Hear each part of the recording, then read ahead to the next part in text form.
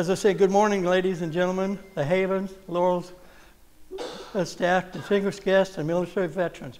My name is Wayne Lund. I'm a retired Army Ranger, and I'm also a 100% disabled veteran.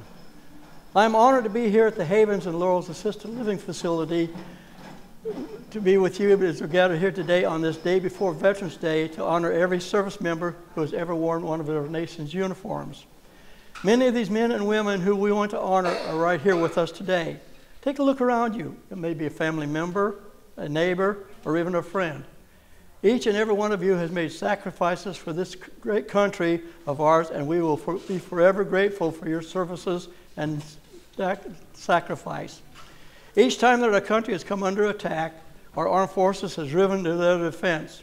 Anytime that our freedom has come under assault, they have responded with resolve.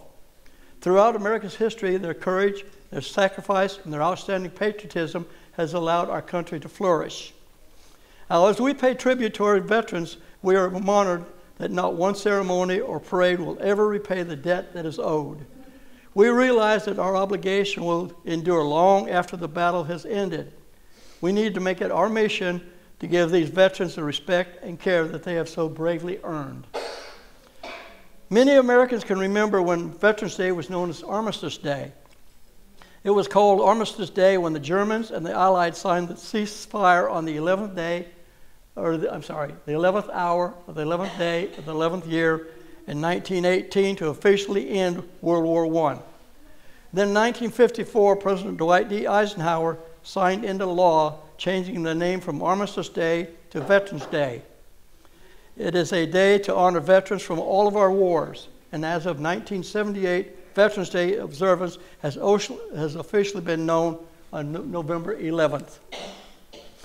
During Veterans Day, throughout our United States and overseas, on our military installations worldwide, organizations such as Military of the Purple Heart, Disabled American Veterans, and Veterans of Foreign Wars will be holding, just to name a few, will be holding several events to celebrate this special day.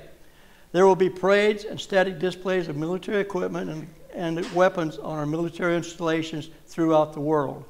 There will also be many memorial services at all of our military cemeteries worldwide. There are beautiful monuments that honor our World War I, World War II veterans. There are the statues honoring our Korean War veterans. And then there's the Vietnam Wall honoring the veterans from that war. They are all located in Washington, D.C. There are new memorials being erected all over the United States to honor the new veterans and service members who are serving hot spots throughout the world. Did you know there was also a new memorial here in Austin? On March 29, 2014, a statue honoring the Texas Vietnam veterans was dedicated at the Capitol grounds in Austin, Texas. Now, a little bit about myself.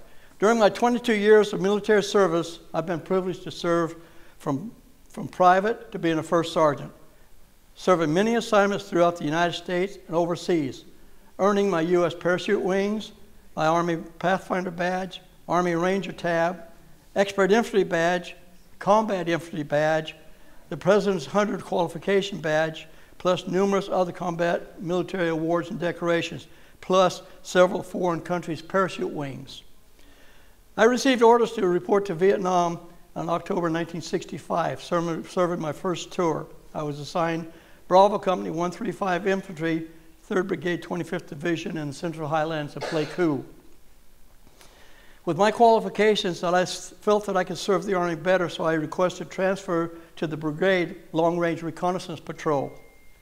I was accepted into the teams, and then I was sent to the 5th Special Forces Recondo School in Nha Trang, Vietnam. It was a 3-week training course teaching all aspects of fighting a very tough and determined enemy, the North Vietnamese Army, NVA.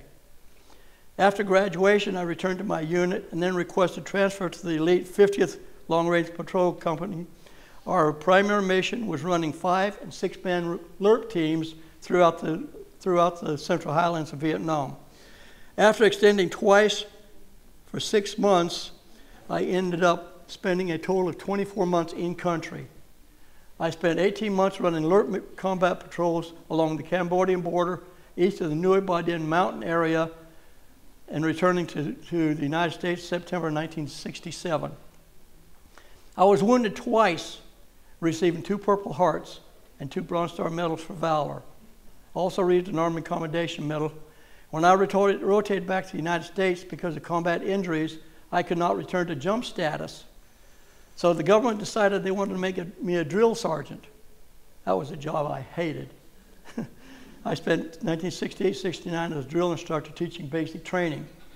Then in January 1970, I volunteered for the U.S. Army Sniper School at Fort Benning, Georgia.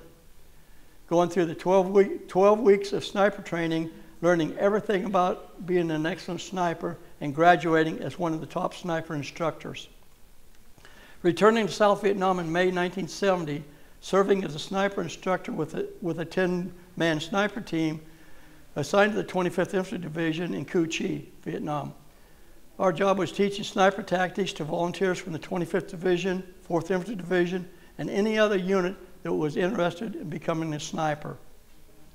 4 months later, I was transferred to the Military Assistance Command, known as MACV, as an advisor to serve with Advisor Team 74th to teach South Vietnamese Rangers how to shoot a sniper rifle. A volunteer from the 44th Ranger Regiment and to qualify them as South Vietnamese Rangers. About 6 months later, I was just reassigned back to 25th Division, where I thought I was going back to teach. But I was picked up by F Company 75th Rangers as their primary sniper instructor. I extended for 6 months to stay with the Rangers. Out on a combat patrol with the Rangers, we came under fire from NVA. RPG rocket grenade almost took my thumb off, as hanging by a little thread, and I ended up with my 3rd Purple Heart. After injuries, I was returned to F Company 75th Rangers, promoted to Sergeant First Class, and awarded a Bronze Star for meritorious service and a 2nd Army Commendation. I received orders to return to the United States September 1971. Checking on my time spent in combat in Vietnam on 2 combat tours was a total of a little over 42 months in country.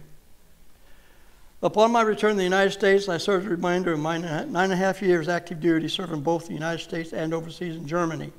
Retired in 1980 with a total of 21.5 years of active duty. I'd been retired a little over 10 years when in November 1990, I received orders to report to Fort Meade, Maryland in support of Desert Storm, Desert Shield. And from Fort Meade, I was transferred to Dover, Delaware, where I was assigned to the Mortuary Assistance NCO, spending an additional 6 months active duty running missions as an assistant mortuary. Then on April 1991, I was reverted back to retired status with a little over 22 years active service. Returning to my home in San Antonio, where I now stay active as a life member of Disabled American Veterans, Military Order of the Purple Heart, and the Veterans of Foreign Wars. And I also volunteer at the Warrior Family Support Center, Fort Sam Houston. We have a saying among our veterans on active duty: all give some, and some gave all. Thank you one and all for allowing me to speak to you today, and you all have a wonderful Veterans Day. Thank you.